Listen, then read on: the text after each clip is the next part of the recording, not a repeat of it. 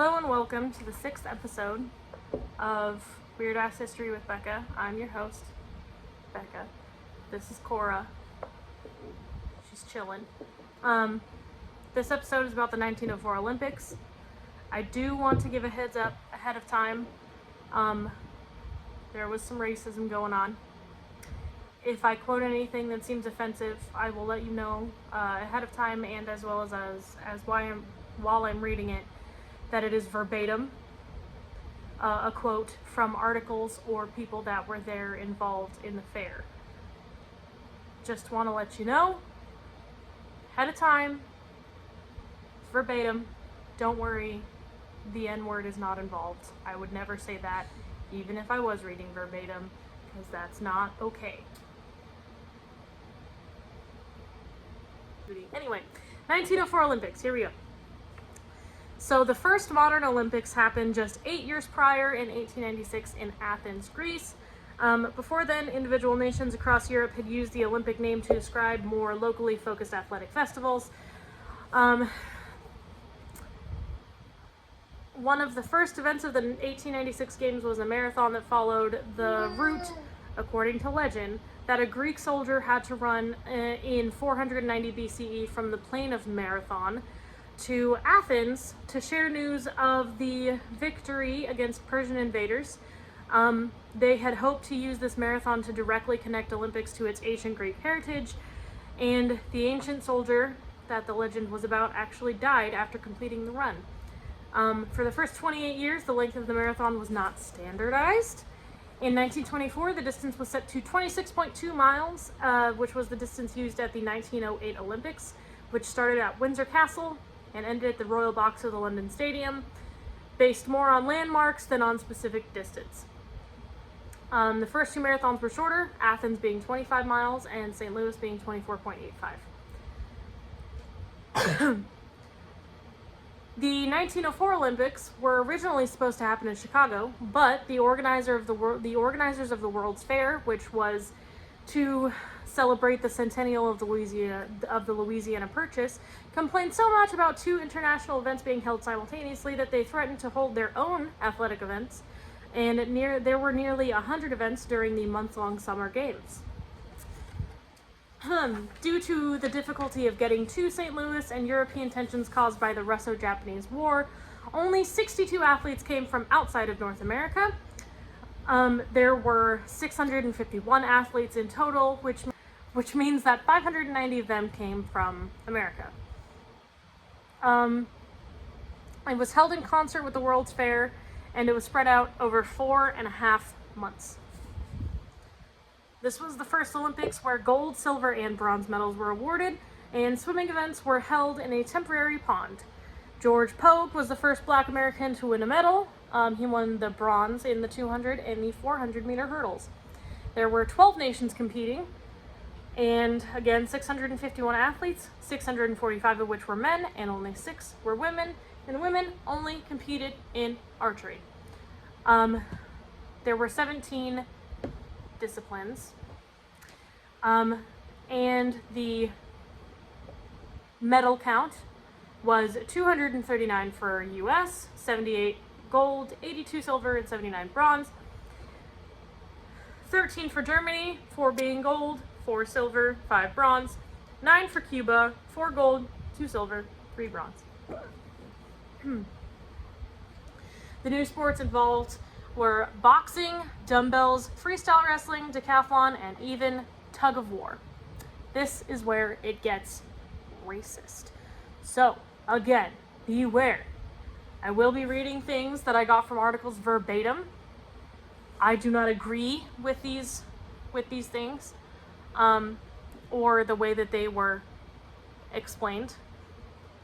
But it was called Anthropology Days, where Aboriginal, Japanese, Native Americans, Igorot people from the Philippines, and others they called uncivilized tribes, and also Matubi Pygmies. They were unprepared, so Americans and Europeans decided they were superior, just because the other tribes then were unprepared. The creator of the modern Olympics actually said that it was an outrageous charade, and it will lose its appeal when, verbatim, black men, red men, and yellow men learn to run, jump, and throw, and leave the white men behind. These people were part of an exhibit at the fair called the Human Zoo, in which they took 3,000 indigenous people from Africa, Asia, and the Americas, and they put them in mock ethnic villages. The competitions that they would make them do are stone throwing, mud fights, and blowgun shooting. The competitions were put together by James Sullivan and Dr. W.J. McGee. McGee was a well-respected scholar, the president of the American Anthropological Association, and the head of the anthropology department at the St. Louis Fair. McGee believed because indigenous people lived in harmony with nature, they were endowed with special abilities and strength, and that white people just simply did not have those abilities.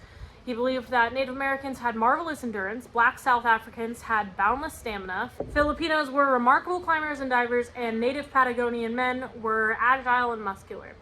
These people were paid to participate, and the top competitors moved on to the Olympic events, and so they were paid, probably not very well, and they were able to move on to the Olympic events if they wanted to. However, the concept of a sporting competition was odd to them because they just hadn't taken part in it before. And those that understood the process didn't seem to care, which, why would they? Why would they? They're literally just there for entertainment, and they knew it, and they didn't like it.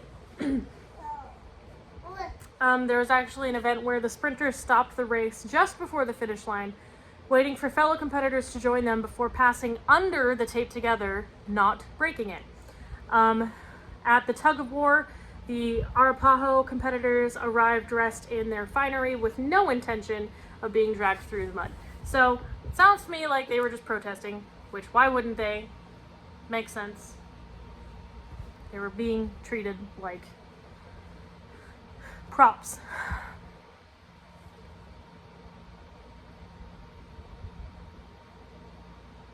Anyway,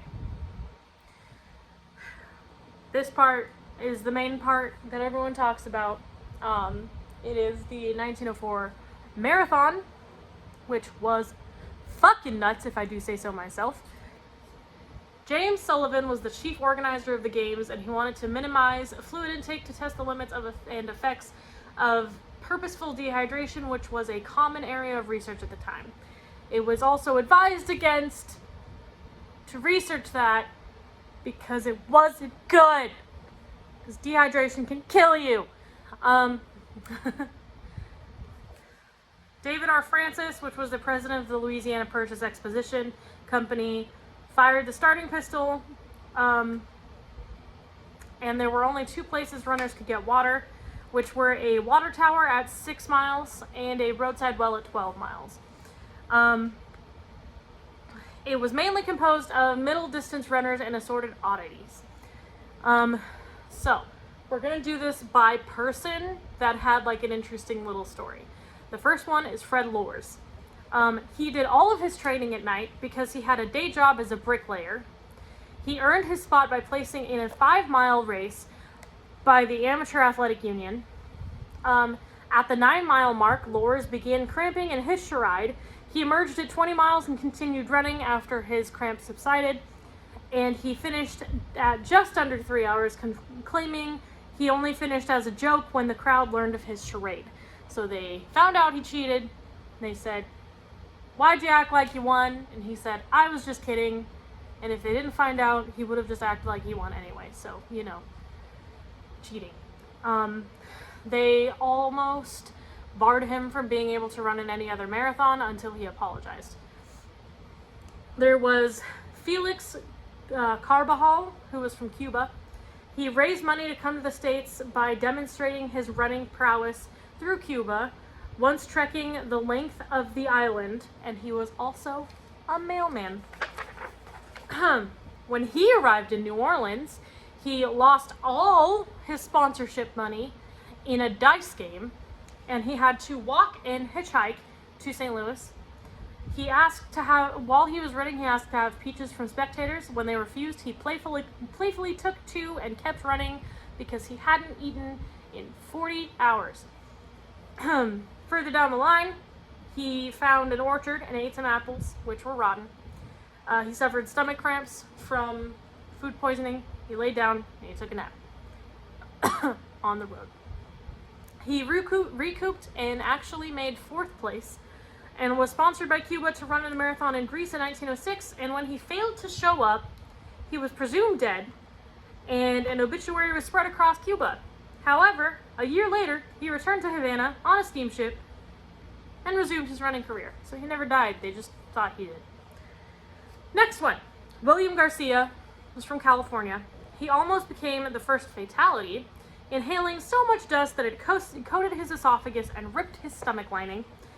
And if he had gone 1 more hour unhelped, he would have hemorrhaged to death. He had to undergo emergency surgery when they removed him from the race. John Lorden suffered from vomiting and gave up. Len Tao was chased off course by a mile by wild dogs. Thomas Hicks, who was eventually announced the winner, edged ahead after the first mile, but he came under the care of a 2-man support crew at the 10-mile mark, which I believe were his co-workers. He begged for a drink, but they refused and instead sponged his mouth with distilled water. At 7 miles from the finish line, they gave him a concoction of strychnine and egg whites. Strychnine was commonly used as a stimulant in small doses at the time, and at the time, there were no rules against using performance-enhancing drugs. So, he was not considered a cheater because there were no rules on it, so how would he know? After this, he grew ashen and limp. When he heard Lors was disqualified, he perked up. The trainers gave him more strychnine and egg whites, this time with brandy to wash it down, got warm water to soak his body and head. The last 2 miles, Hicks was running mechanically and like a well-oiled piece of machinery, though his eyes were dull and lusterless. The ashen color of his face and skin had deepened. His arm appeared as weights, well tied down. He could scarcely lift his legs, while his knees were almost stiff. He then began hallucinating, believing the finish line was still 20 miles away. In the last mile, he begged for something to eat and then begged to lie down. He was given more brandy but refused tea, swallowed 2 more egg whites, walked up the first of the last 2 hills, jogged down the incline, and swinging into the stadium, he tried to run but was reduced to a graceless shuffle. His trainers carried him across the finish line, holding him up while his feet moved back and forth. He was declared the winner, and it took 4 doctors in 1 hour to make Hicks feel good enough to even leave the stadium.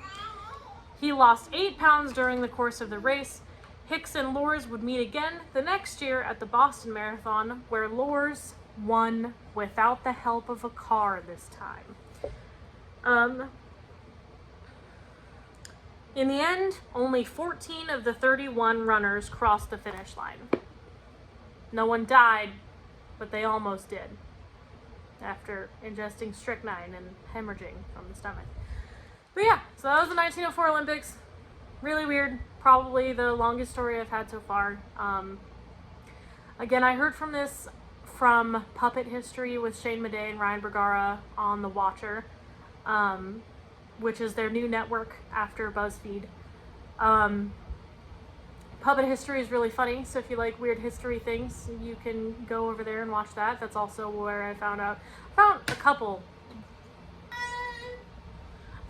weird stories from that one, because it's really funny. I also like the songs that Shane writes. But yeah, so there's that. I also, if you want to watch some other history videos involving some interesting things, I also watch Weird History. I will link to both of them down below. And of course, I will always put my sources down below. If you liked this, subscribe, do some stuff. Our next video, let's see, will be... Ooh! Our next video will be on Cthulhu. She's pretty cool. So, be ready for that one. She was a badass. But thank you. Enjoy. Have a good day.